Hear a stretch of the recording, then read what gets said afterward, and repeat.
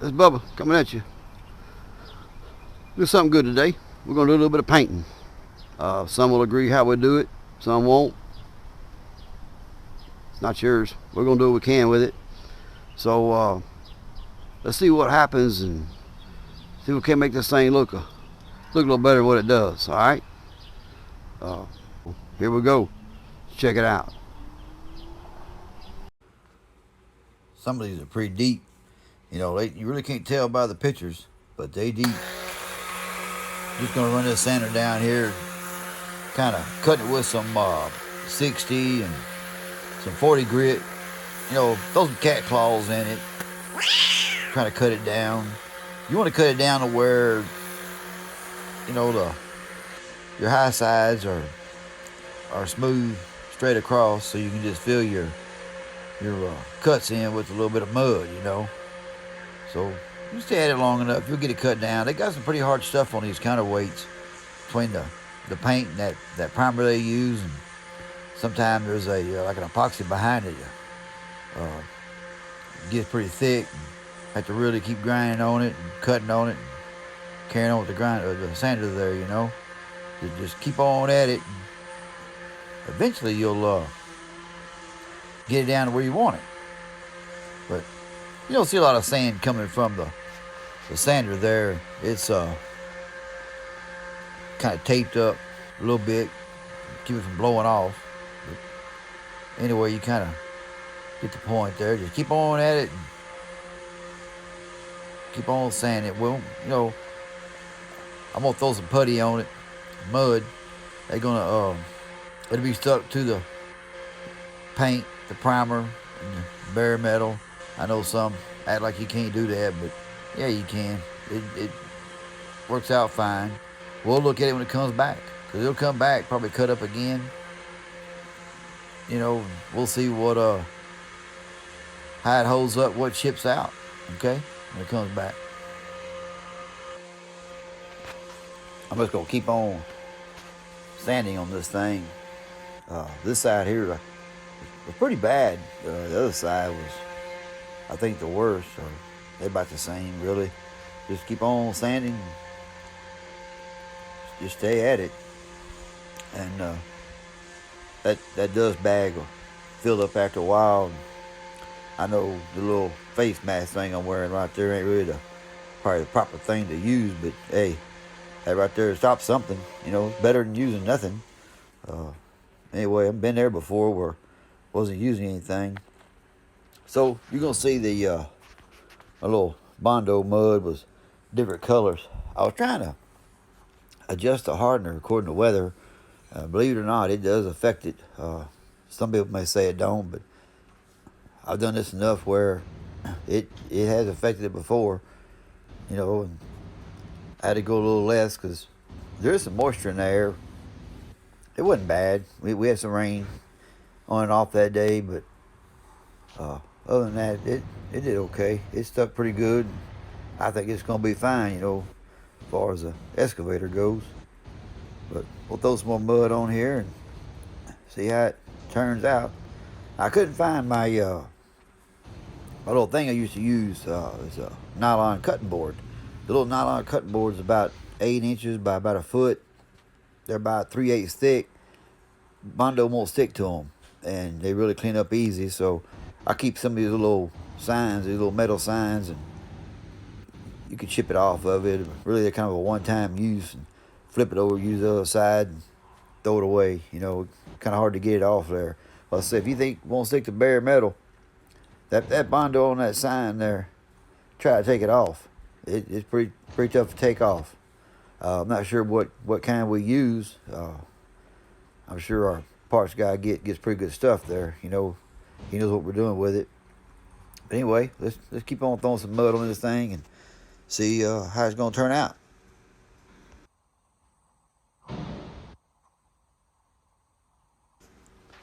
I do want to tell you, I'm not a body man by no means. I've been doing it a long time, but I ain't no body man. I take my stuff down and have it done. You know what I mean? I don't even mess with it. Number one, you know, when it comes to automotive, shoot, I can't draw a straight line. How in the heck am I supposed to make a body line smooth or something, straight and smooth? You look down it, look like it got mountains in it, But anyway, we're going to do the stick also. Let's stay on this thing a little bit while our Bondo sets up back there.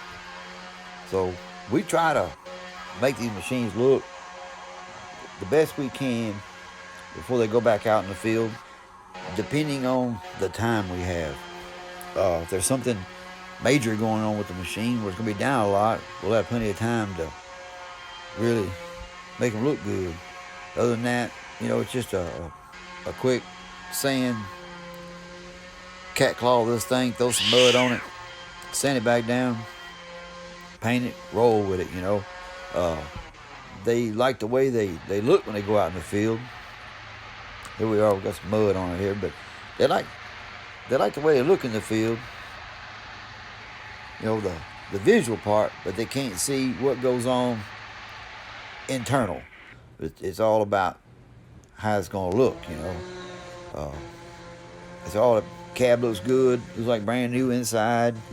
Everything looks good, but like my boss was talking about, they can't see where we dropped 3,000 pounds or 2,000 pounds of pressure somewhere. They can't see that, so everything is fine. But it's all about the delivery, what it looks like, more than performance sometimes. But we try to make it perform right as well,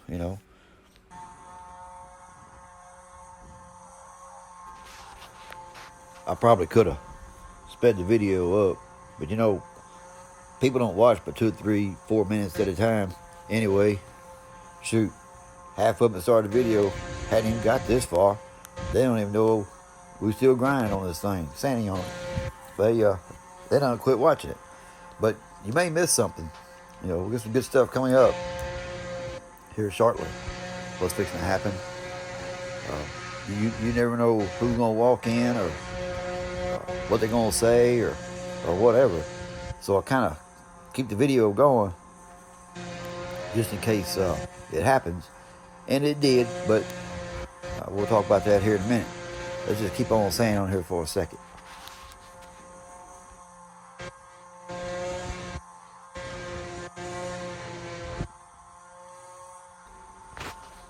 While we're waiting on the visitor, some of y'all seen my pictures in the past where I've taken everything off the counterweight, and I got a coworker, he does the same thing, sand this thing all the way down, the whole counterweight. It gets that bad sometimes. It all depends on what they're doing with it prior before it comes in, whether we do a demo or just cleaning or whatever. But I know most of them that come in from the crusher, oh gosh, you better sit back, relax on that one. You're going to be there for a while. You almost got to mud the whole back, bondo the whole thing, and sand it all down, go through a little bit of paint on it. And I've done a few of them. Some on my private Facebook page have seen it, where we done that. Take it all the way down and had to put a new decal or something on it, or we have painted a decal where it look like it's a new decal. All depends on the availability and what all. A new cat decal, they're going to be hard to paint. They kind of got that yellow fade to black, But anyway, let's just keep on sanding some more on this thing for a second.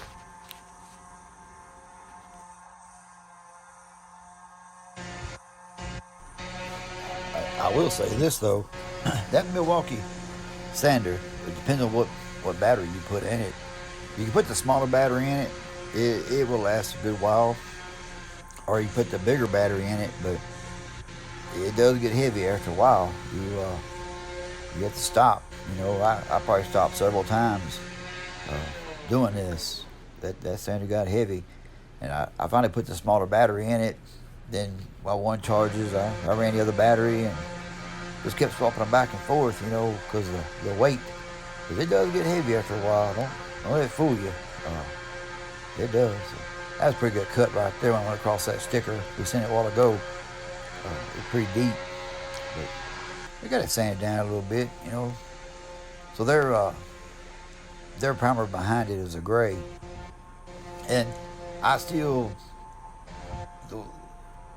don't know what's in their paint, but in cat paint with that gray behind the background, when that paint gets hot, it turns red.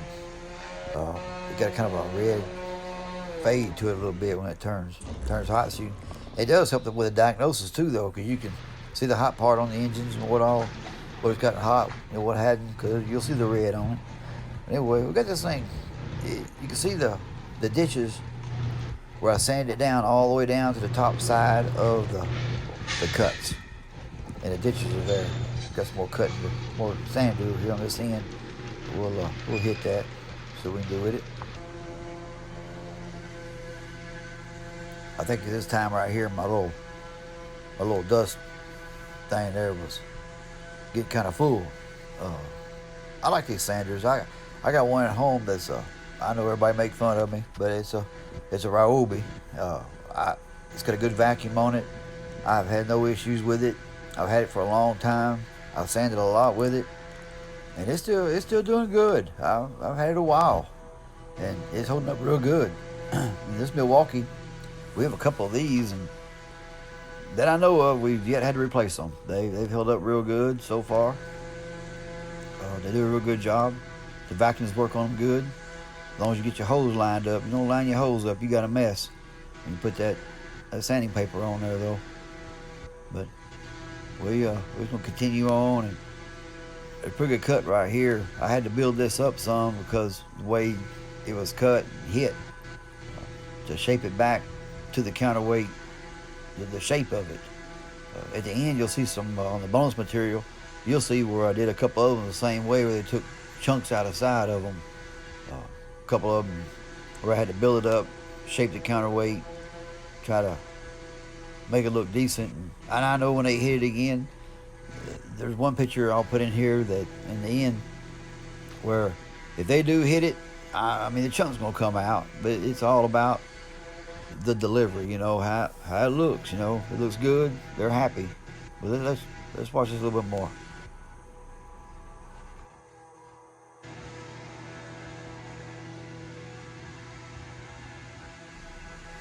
As you've seen, I had a visitor.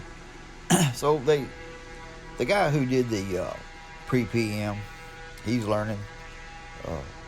He had on there, paint the counterweight, the stick on it, and it said machine. He had 3 hours down on it. Now, I know he's probably never been around any kind of body work, but like I say, they're learning. Now, we kind of overshot their 3 hours on this. We're there 10 hours a day, but we're working 8 of it. So I did what I could. Especially they walked in and said they had to have it, but here's our beginning of it there on this corner. It was pretty bad shape. But they walked in and said, hey, we need this machine in the morning. And this was Thursday. Now I was off. Friday I was headed to the C10 National Show that I didn't make. I had a breakdown, so I had to fix the bourbon. That video it'd be up too. But anyway, so we had to hurry up and do what we could to get this done. And here's our stick. It turned out all right. I think it did. I mean, for Excavator and our counterweight. I think it looks okay. It should. Brought back the shine on it. Make it look decent, Anyway, we did what I could with what time I had. It wasn't a lot, but got it done. So stay tuned for the bonus material coming up.